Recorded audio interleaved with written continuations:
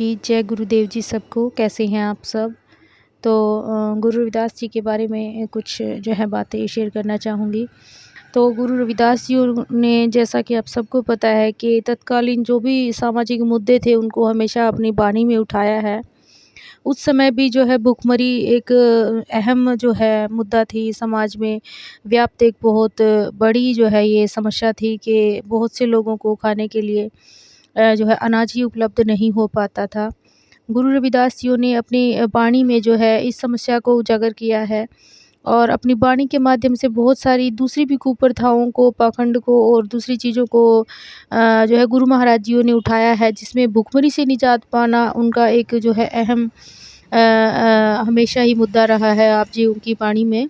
जिसमें बेगमपुरा की जो संकल्पना गुरु रविदास जी महाराज जियों ने की थी, उस बेगमपुर संकल्पना में गुरु रविदास जी भुखमरी के ऊपर क्या कहते हैं कि ऐसा चाहूँ राज मैं जहाँ मिले सबन को अन्न, छोट बड़े सब सम बसें रविदास रहे प्रसन्न। तो गुरु रविदास जियों ने अपनी बेगमपुर की जो संकल्पना हमारे सामने, सबके सामने जो रखी है अपनी वाणी के माध्यम से, जो एक बहुत ही बेहतरीन समाज की जो है संकल्पना है, जिसके माध्यम से गुरु रविदास जियों ने जो है आम जन के लिए आवाज़ उठाई है और एक ऐसे राज्य की कल्पना की है। क्योंकि पहले राजाओं का राज होता था और राजा लोग जो है आम जनता की तरफ बहुत कम ध्यान दे पाते थे, कि आम जनता में व्याप्त जो समस्याएं हैं उनको कम ही सुन पाते थे। चाहे जो भी हालात रहे हों उस टाइम, गुरु रविदास जियों ने उन हालातों का, उन सभी जो है गलत चीज़ों का विरोध किया है अपनी वाणी में।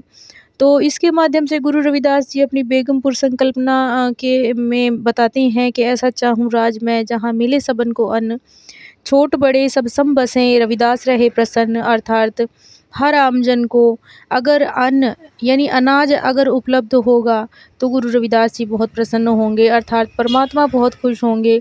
क्योंकि कोई भी इंसान हो, उसकी सबसे पहली ज़रूरत होती है रोटी, कपड़ा और मकान। इन 3 चीज़ों के बिना किसी भी इंसान का जीवन जीना बहुत मुश्किल और बहुत कठिन है। तो समाज में व्याप्त ये जो समस्या थी भुखमरी की, इसके ऊपर गुरु रविदास जी ने अपने बेगमपुर संकल्पना के माध्यम से जो है आवाज़ उठाई है और हर आम जन को जो है अनाज और खाना उपलब्ध कराने के लिए जो है आवाज़ उठाई उन्होंने और राजा के समक्ष जो है अपनी ये बेगमपुर की संकल्पना रखी है। हम बड़े ही प्राउड से कहते हैं, हम बड़े ही गर्व के साथ आज कहते हैं कि हमारे गुरुओं ने, हमारे महापुरुषों ने समाज में व्याप्त बुराइयों के खिलाफ बोला और अपनी वाणी के माध्यम से हमें जो रास्ता दिखाया है, हम सबको उस पर चलना चाहिए। हम सबको गुरु महाराज जियों की वाणी ज़रूर पढ़नी चाहिए, ज़रूर हमें देखना चाहिए कि गुरु महाराज जियों ने हमें क्या संदेश दिए हैं, क्या हमें बताया है।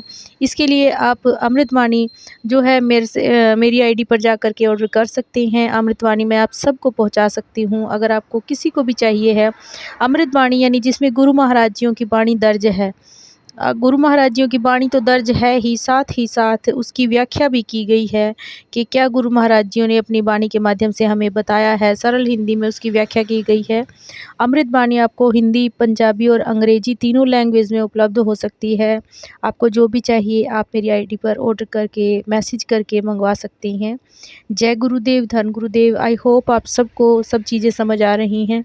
गुरु महाराज जियों की वाणी को सुनते रहें, सुनाते रहें, आगे बढ़ाते रहें। मेरे पेज को ज़रूर फॉलो करें और कोई गलती हो तो माफ़ करें। जय गुरुदेव, धन गुरुदेव जी। आप सबका दिन शुभ हो।